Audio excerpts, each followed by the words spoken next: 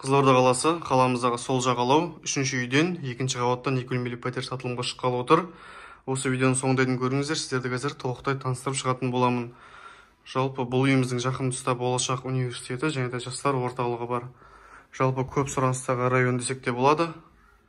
Пәтеріміз күрделі жөндеу жұмыстарынан өткен және де үйдің ішкі ауданы 58 шаршы метрді құрайды.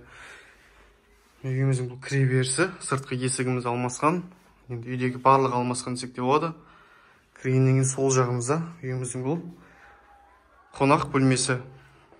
Жалпы енді үйдегі жиһаздар үй иесінің келісімі бойынша алып қалсаңыз болады. Енді бұл қонақ бөлмесі, мына тұста кондиционер бар. Осы қонақ бөлменің арғы тұсында балконымыз бар. Оны көріп тұрғандарыңыз болашақ университеті. Енді үйіміздің ремонты талғаммен жасалынған. Жаңа кірген кіреберісіміз. Мұнда 2 санитарлық торап бар. Әжетханамыз бұл.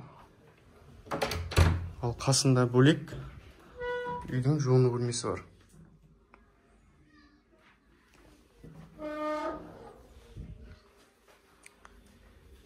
Алдымыздағы үйдің ас бөлмесі.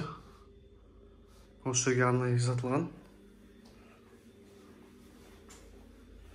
Терезеден көрініс.